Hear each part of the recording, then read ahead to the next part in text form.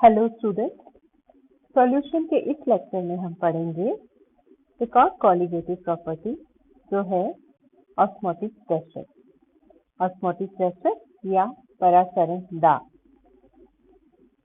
इसके लिए हम लेते हैं एक थिकल फनल जिसको हम उल्टा कर लेते हैं, इन्वर्टेड थिकल फनल, और इसमें लेते हैं शुगर सॉल्यूशन और इसके इस एंड पर, लोअर एंड पे हम लगाते हैं सेमी परमेबल मेम्ब्रेन।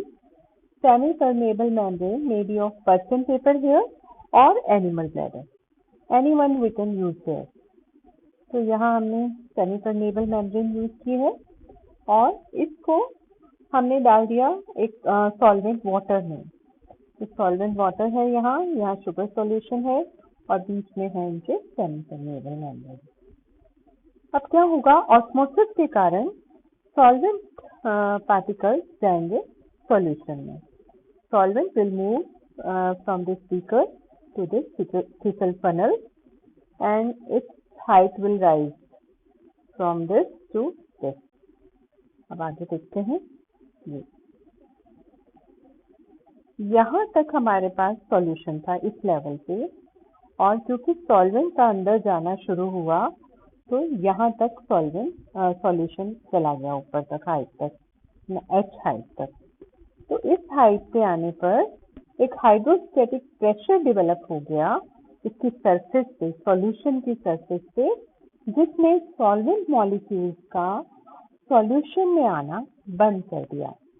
तो ये हाइड्रोस्टैटिक प्रेशर जो कि सॉल्यूशन की सरफेस पे क्रिएट हुआ है और जिसने सॉल्वेंट का मूवमेंट ऑस्मोसिस के कारण सॉल्यूशन में आना बंद कर दिया, स्टॉप कर दिया, that is called osmotic pressure. तो ये लगता है सरफेस ऑफ सॉल्यूशन पे, और ये किसके बराबर होता है, H P G H D C. H is height, d is density and g is acceleration due to gravity, and we denote osmotic pressure by pi. तो pi is equal to HdG। तो आपको समझ आया? एक बार फिर से मैं बता देती हूँ। ऑस्मोसिस के कारण सॉल्वेंट सॉल्यूशन में जा रहा है थ्रू सेमी परमेबल मेम्ब्रेन। तो सॉल्यूशन के सरफेस पे एक प्रेशर क्रिएट होता है जो इसका मूवमेंट बंद कर देता है ऑस्मोसिस को, और उसे कहते हैं ऑस्मोटिक प्रेशर। अब दूसरी तरह से भी हम इसको एक्सप्लेन कर सकते हैं, अल्टरनेटिव वे। ये है सॉल्यूशन, ये है सॉल्वेंट, ये बीच में है इनके सेमी परमेबल मेम्ब्रेन। तो सेमी परमेबल मेम्ब्रेन के through only solvent can move. तो solvent will go from this side to this side. Now the level of the solution will rise. यहाँ दिखाया नहीं गया है, लेकिन ये लेवल राइज होके इधर चला जाएगा। फिर क्या होगा, हम इस पर प्रेशर डालेंगे, कैसे भी वेट लगा के या कैसे भी हम प्रेशर डालेंगे ताकि इसका लेवल जहाँ था पहले वहीं आ जाए। तो जो हम एक्स्ट्रा प्रेशर इसके सरफेस पे डालेंगे उसको भी हम कहते हैं ऑस्मोटिक प्रेशर। तो दो तरह से आप ऑस्मोटिक प्रेशर को समझ गए हैं, एक हाइड्रोस्टैटिक प्रेशर हाइट के थ्रू, और यहाँ एक्स्ट्रा वेट हम इसके ऊपर पुट ऑन करते हैं ताकि इसका लेवल जितना पहले था उतना ही हो जाए। तो osmotic pressure is the minimum pressure which needs to be applied on the solution to prevent its movement, its flow of it through a semi-permeable membrane. It is also defined as the measure of the tendency of a solution to take in pure solvent by osmosis.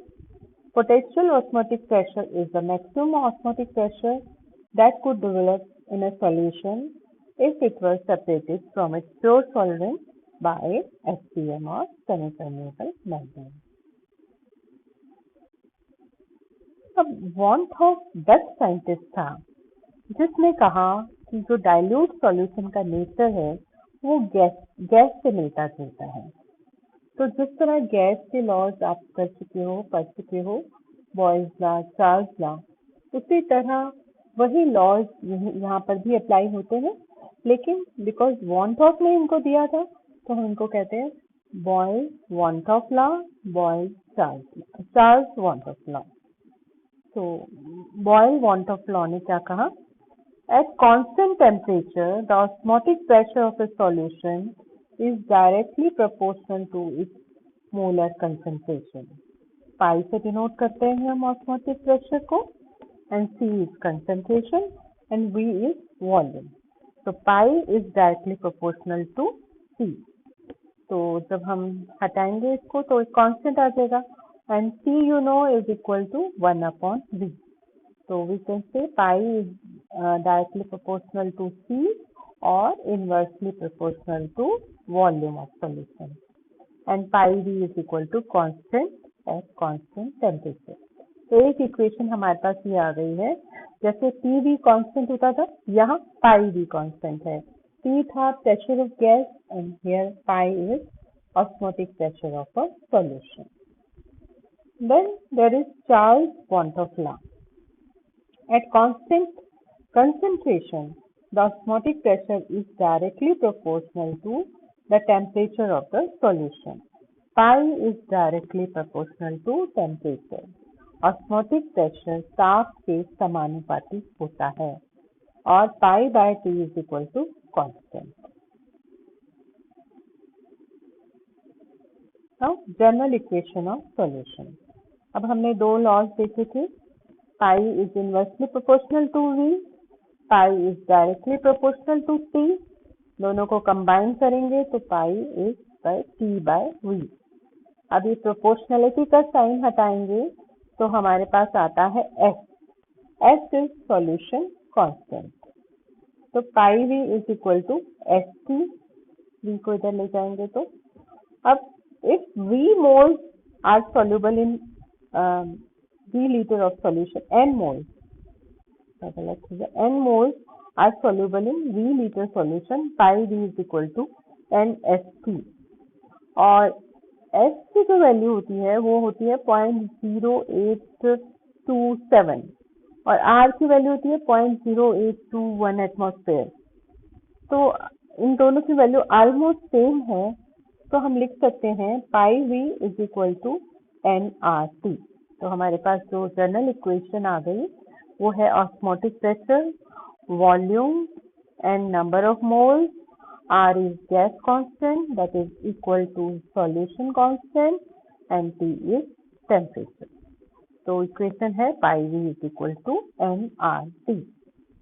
अब जो next step है student वो है हर एक qualitative property से हम molar mass या molecular weight निकालेंगे सॉल्यूट का।